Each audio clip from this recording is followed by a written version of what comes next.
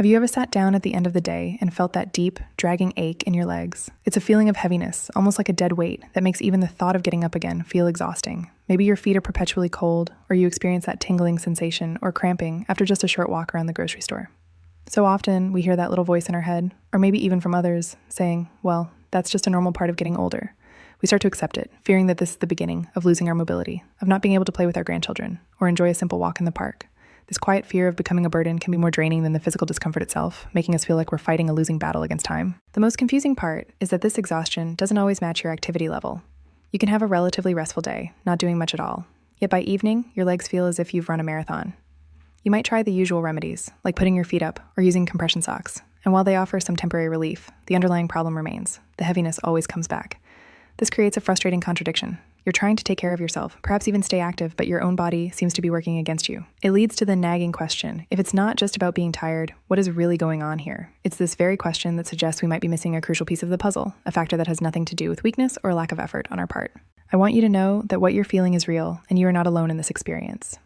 My name is Dr. Eleanor Vance, and for over 2 decades, I've focused on the science of healthy aging, observing how small, overlooked factors can have a significant impact on our daily vitality. In my work with thousands of people over 60, this exact complaint about heavy, tired legs is one of the most common I encounter. Let me be very clear. This is not a personal failure or a sign that you aren't trying hard enough. It's a physiological pattern that emerges as our bodies change. Understanding this pattern is the first step toward regaining a sense of control and lightness. It's not about fighting against your body, but rather learning to work with it more intelligently as it navigates this new chapter of life. The issue often goes much deeper than just tired muscles. It's connected to the efficiency of your body's internal delivery system, your circulation. Think of it as the network of highways that delivers essential oxygen and nutrients to every cell. As we age, these highways can become a bit less flexible, making the journey to the furthest points, like your lower legs and feet, more difficult. Now here's where it gets interesting. There's a very common, seemingly healthy habit that many of us have, which can inadvertently interfere with our body's ability to keep these pathways open and flexible.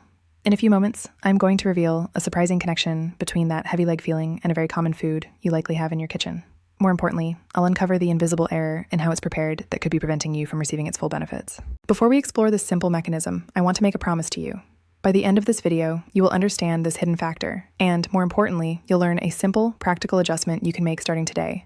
This isn't about a restrictive diet or a difficult exercise program. It's a small, powerful shift in your daily routine that can help support your body's natural circulatory processes, which may contribute to your legs feeling lighter and your feet feeling warmer over time. If this topic resonates with you, I invite you to subscribe to our channel and perhaps leave a comment below sharing one activity you miss doing because of leg discomfort. Reading your stories helps our entire community feel more connected. Now, let's take a closer look at what's really happening inside your body's most critical delivery system. To understand what's happening, we need to look beyond the muscles themselves and focus on the incredible delivery system that supports them. Your circulatory system is a vast and intricate network of highways responsible for transporting life-giving oxygen and essential nutrients to every single cell in your body, from your brain down to the very tips of your toes. When this system is working at its best, your muscles receive everything they need, exactly when they need it, allowing them to function without premature fatigue. That feeling of heaviness and aching in your legs is often one of the first signals that this vital delivery service isn't as efficient as it used to be. It's not a sign of muscle weakness, but rather a sign that the supply lines are facing some challenges, making the journey to their final destination more difficult than before. The key to this entire system lies in the health and flexibility of your blood vessels. Think of them not as rigid pipes, but as dynamic, responsive tubes that can widen and relax on command. This ability to adapt is crucial. When you stand up, walk, or climb stairs, your leg muscles demand more oxygen. In a responsive system, the vessels leading to them relax and expand, allowing a surge of nutrient-rich blood to flow through, meeting that demand instantly. This flexibility ensures that energy production keeps up with your activity, making movement feel easy and light. It's this remarkable, moment-to-moment adaptability of our blood vessels that underpins our sense of vitality and physical freedom, allowing us to move through our day with confidence and strength. As we move past our 50s and 60s, our body's internal chemistry begins to change. The natural production of certain key compounds, which act as signals for our blood vessels, can start to decline. One of the most important of these is a molecule called nitric oxide. You can think of nitric oxide as the body's own natural relaxing agent. It sends a message to the muscular walls of our arteries, telling them to ease up and widen, which in turn lowers pressure and improves blood flow. When our body produces less of this crucial signaling molecule, our blood vessels don't receive that relaxed message as often or as clearly. As a result, they can gradually become a bit stiffer and less pliable, losing some of their youthful responsiveness over time. To make this clearer, let's use a simple analogy. Imagine your circulatory system is like a brand new garden hose. It's flexible, supple, and when you turn on the tap, water flows powerfully and evenly all the way to the end. Now picture that same hose after it has been left out in the sun for many years. The material has become stiff, hard, and less pliable. When you turn on the tap with the exact same amount of pressure, the water flow at the end of the hose is noticeably weaker. The problem isn't with the water pressure at the source. It's that the hose itself has lost its flexibility, creating more resistance along the way. This is a very similar process to what can happen within our own bodies over the years. Applying this back to our bodies, when our blood vessels become less flexible, our heart has to work harder to pump blood to the furthest points of the network, especially against the force of gravity. The journey to your lower legs and feet is the longest and most challenging route in the entire system. If the hoses leading there are stiffer and narrower, the flow of blood is naturally reduced. This is why the legs are often the first place we notice a problem. It's not a failure of your heart or a sign that your muscles are giving up. It is simply a matter of physics. The efficiency of the delivery system has decreased, and the areas furthest from the central pump are the first to experience the consequences of this slowdown. This is where that deep, dragging feeling of heaviness comes from. When your leg muscles don't receive an optimal, steady supply of oxygen-rich blood, they can't generate the energy they need to function properly. It's like trying to run a factory on a partial power supply. The machinery sputters and struggles. At the cellular level, your muscles are essentially becoming starved of fuel, leading to that sensation of profound fatigue, aching, and that dead weight feeling that has nothing to do with how much you've actually moved that day. The cramping you might feel after a short walk is your muscles sending out a distress signal, telling you that their energy demands are not being met by the current supply. Now you might be thinking, so is this an inevitable decline that I just have to accept? And I want to be very clear on this point. Absolutely not. While it is true that these changes are a common part of the aging process, they are not a one-way street. Think of it not as a system that is broken, but as one that has become less efficient and is in need of the right kind of support. Our daily habits, particularly what we eat and how we prepare our food, play a profoundly important role in providing our bodies with the raw materials needed to support vascular health. We have a significant amount of influence over how well this system functions, and it often comes down to small, intelligent adjustments rather than drastic, difficult changes. The goal, then, is not to try and force more blood through a rigid system, but to help support the body's natural ability to maintain the flexibility of those vessels. The focus is on improving the quality of the hoses themselves, and this is where things get truly fascinating. There's a compound found in a very common food, one you likely have in your kitchen right now, that is known to support the body's production of that crucial, relaxing signal, nitric oxide. However, a tiny, almost universal mistake in how we prepare this food completely deactivates this beneficial compound before we even eat it. In a moment, I will reveal what this food is and the simple 10-minute trick that unlocks its full potential.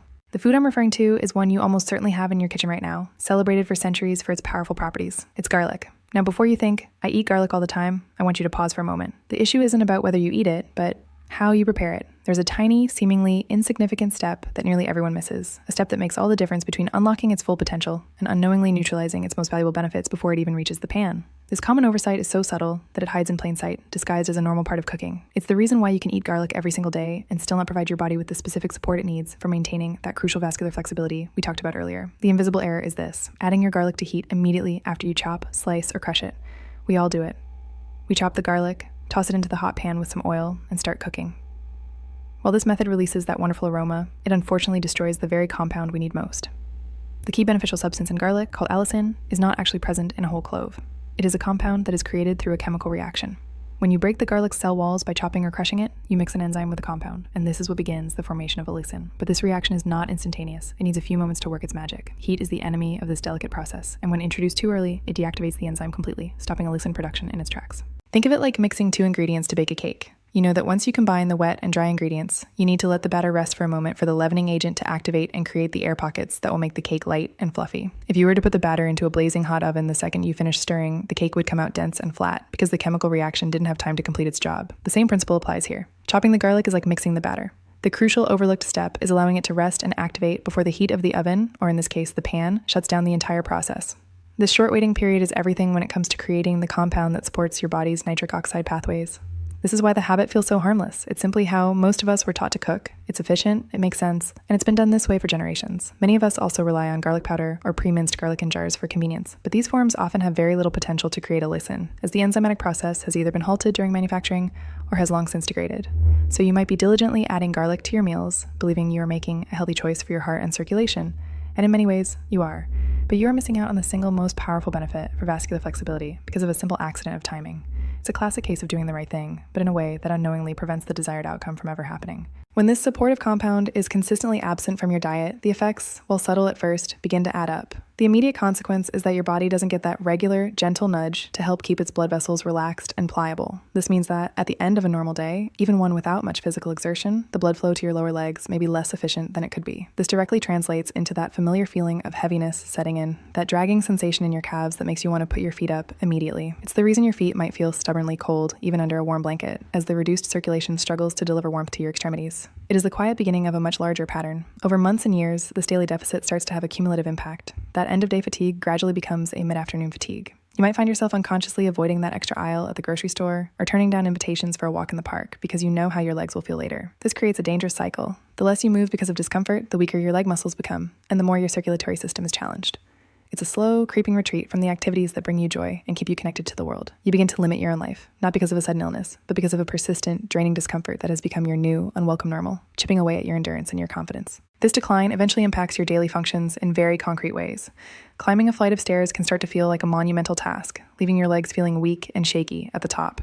You might notice a sense of instability or a lack of trust in your own legs, making you more cautious and hesitant in your movements. There can even be visible signs. Due to the less efficient delivery of oxygen and nutrients, the skin on your lower legs might appear a bit paler than usual, or you might notice that small cuts and scrapes in that area seem to take longer to heal.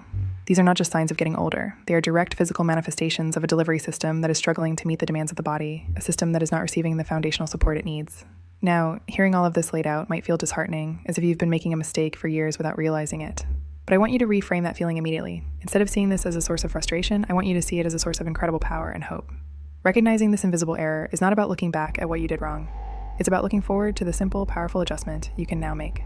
You have just uncovered a specific, logical reason behind what you've been feeling, and with that understanding comes the ability to make a change. This knowledge transforms you from a passive victim of a mysterious symptom into an active participant in your own well-being. The solution is not complex, and it's something you can start doing with your very next meal. So here's the beautifully simple adjustment. The next time you plan to use garlic in a meal, I want you to try this small but powerful change in your routine. Take 1 clove of fresh garlic and either crush it or chop it as finely as you normally would. But then, instead of immediately tossing it into your pan or pot, I want you to do something different. Just let it sit. Leave it on your cutting board, exposed to the air, for 5 to 10 minutes. That's it. This brief waiting period is the entire secret. During these crucial few minutes, you are allowing the natural enzymes within the garlic to complete their chemical reaction, creating the beneficial compound allicin. This is the very substance that supports your body's ability to produce nitric oxide. By simply pausing, you are unlocking the full potential that has been hiding in plain sight all along. You might be wondering how to best fit this into your daily habits. The key is consistency, so find a method that feels easy and natural for you. You could chop your garlic first, before you even start preparing your other vegetables, giving it plenty of time to rest while you work. It can then be stirred into a sauce at the very end of the cooking process to minimize its exposure to high heat. An even better method is to use it raw. After letting it rest, you can mix the finely minced garlic into a simple olive oil and lemon juice dressing for your salad, or you can blend it with some soft butter or olive oil to spread on a piece of toast. The goal is to aim for this habit on most days. A single clove is all it takes to start providing this consistent support to your body's circulatory system.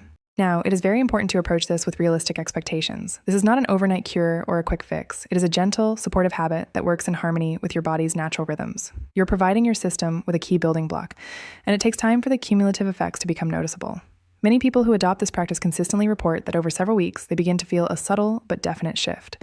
It might be a feeling of lightness in their legs at the end of the day, or noticing that their feet don't feel as icy cold in the evenings.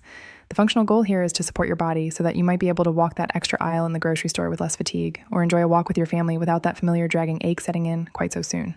This simple action connects directly back to the mechanism we discussed earlier. By allowing that allicin to form, you're providing your body with a precursor that helps support the production of nitric oxide.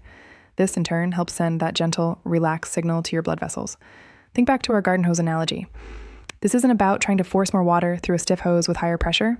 Instead, you're providing the very ingredients that can help the material of the hose itself maintain more of its natural suppleness and flexibility over time. You are working with your body's own intelligent systems, giving it the precise tool it needs to help maintain its intricate delivery network. This is how a small change in the kitchen can translate into a meaningful difference in how your legs feel throughout the day. I want you to hold on to this powerful idea. Your body has an incredible, innate ability to respond and adapt, no matter your age.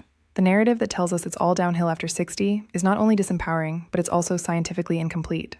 Your body is not a machine with parts that are simply wearing out. It is a dynamic, living ecosystem that is constantly seeking balance and is remarkably receptive to the right kind of support. It is never too late to make small, intelligent changes that can have a positive impact on how you feel and function. The feeling of heaviness in your legs is not a final verdict. It is a signal. And by learning to understand and respond to that signal with the right support, you are reopening a dialogue with your own body.